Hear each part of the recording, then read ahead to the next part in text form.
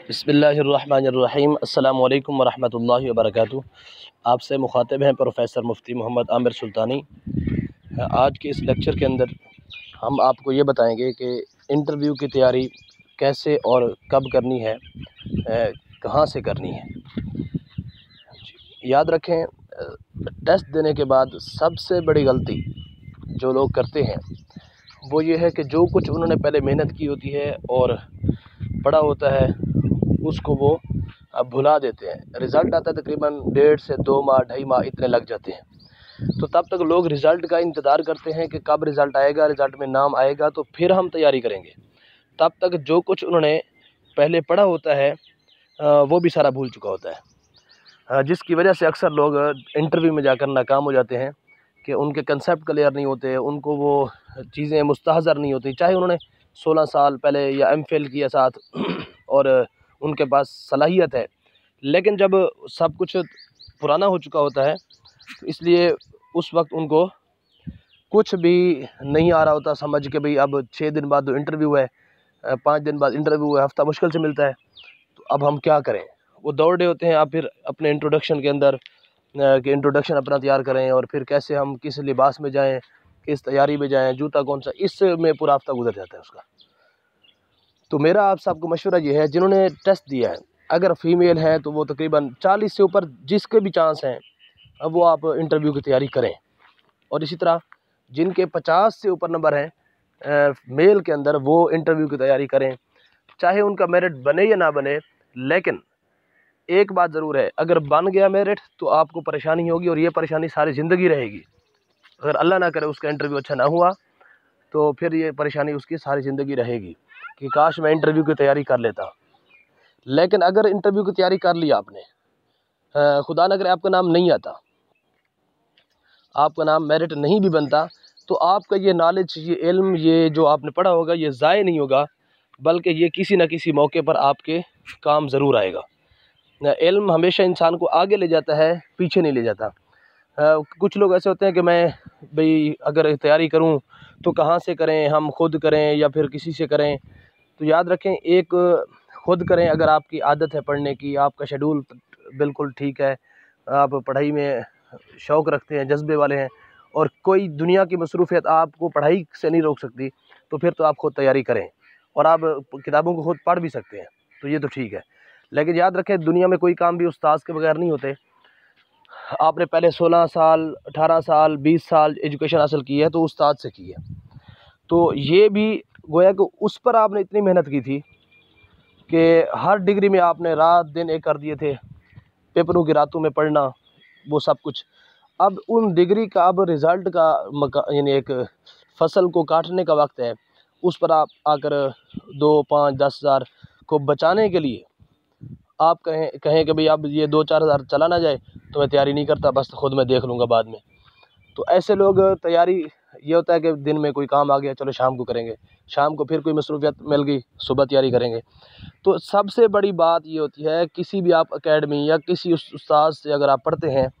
تو وہاں پر سب سے مین بات یہ ہے کہ آپ ریگولر ہو جاتے ہیں۔ آپ کو استاد نے چلانا ہے اپنے ساتھ، کلاس کے اندر آپ نے چلنا ہے، تو وہاں ایک تو پہلا فائدہ یہ ہے کہ آپ ریگولر ہو جائیں گے، اور کسی بھی چیز کو، کام کو حاصل کرنے کے لیے، کامیابی کو اچیو کرنے کے لیے سب سے پہلا سٹیپ ہوتا ہے ریگولر ہونا۔ جب آپ ایک بار ریگولر ہو جائیں گے تو انشاءاللہ پھر وہ جو سستی ہے، وہ کاہلی ہے، وہ جو ادھر ادھر کی فضول کی مصروفیات ہوتی ہیں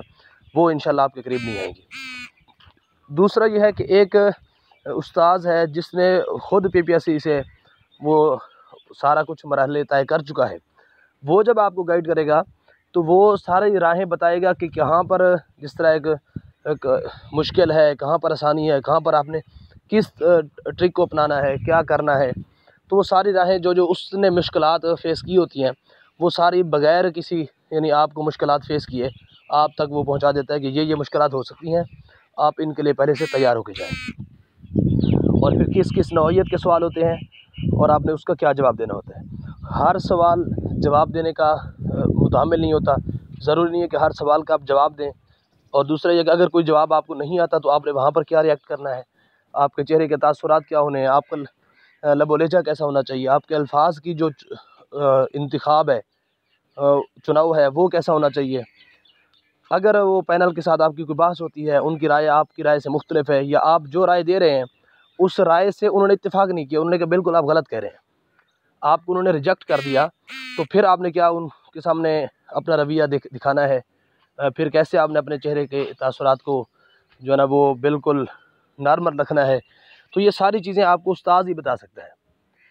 تو یہ چیزیں آپ نوٹ کر لیں کہ اگر آپ چند دن کی اپنا 1 مہینہ 2 مہینے کی خاطر کہیں نہیں بھی جب رزلٹ آئے گا پھر تیاری کریں گے، یہ غلطی نہ کریں، ابھی سے تیاری کریں. اگر آپ اللہ نہ کرے نام نہ بھی آیا تو آپ کا نالج، آپ کا علم یہ ضائع نہیں ہوگا.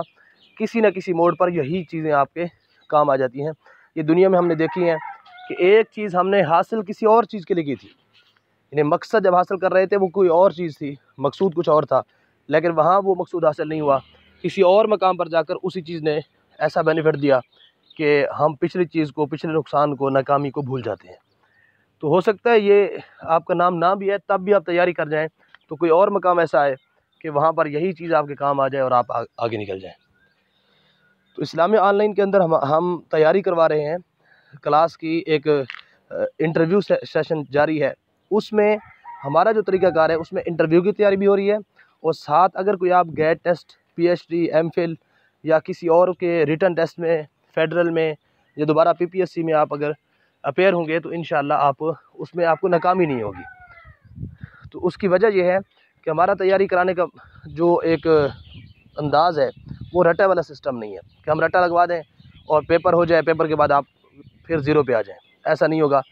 ہمارا جو انداز ہے وہ یہ ہے کہ ہم ہر سبجیکٹ کی ایک کتاب کو کمپلیٹ لیکچر کی صورت میں پڑھاتے ہیں.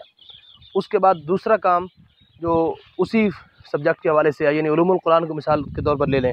اگر علوم القرآن کے طور پر ہم ایک کتاب الفوز الکبیر یا کوئی بھی اس کو سبکن ایک لیکچر وائز پڑھا رہے ہیں، تو ساتھ دو باقی علوم القرآن پر جتنی کتابیں ہیں ان میں ہم سب کا تعارفی اور تجزیاتی مطالعہ، کس کتاب میں کون سی زیادہ بحث اہم ہے، اس کا انداز کیا ہے، اس کے ماخذ کیا ہے، اس مصنف نے کہاں سے مواد لے کر کتاب لکھی ہے اور اس پر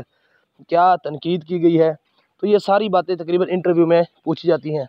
جب آپ ایک بار اس کا تعارفی اور تجزیاتی مطالعہ کر لیں گے تو یقیناً آپ کو وہ کتاب کبھی بھی نہیں بھول سکتی. تو یہ انداز ہوتا ہے کہ ہر سبجیکٹ کا اس طرح تیاری کرنے کا کہ 14 صدیوں میں جو اس فن پر کام ہوا ہے، مین کام، اس کو آپ دوبارہ سے اس کا تجزیہ کریں، اس کا ریویو لیں، تو انشاءاللہ تیاری آپ کی بہت اچھی ہو جائے گی. تو اگر آپ نے ابھی تک تیاری کہیں سے شروع نہیں کی تو بہت ہی مناسب فیس میں ہم نے یہ شروع کیا سیشن، اور اس کو شروع ہوئے ابھی 2-3 دن گزرے ہیں. تو آپ اس میں ضرور شرکت کریں، آپ آئیں، آپ کو مایوسی نہیں ہوگی، انشاءاللہ ساری زندگی آپ دعائیں دیں گے. دعا ہے اللہ رب العزت آپ سب کا حامی و ناصر ہو اور آپ کو اپنے مشن میں، اپنے مقصد میں کامیابی اور کامرانی عطا فرمائے.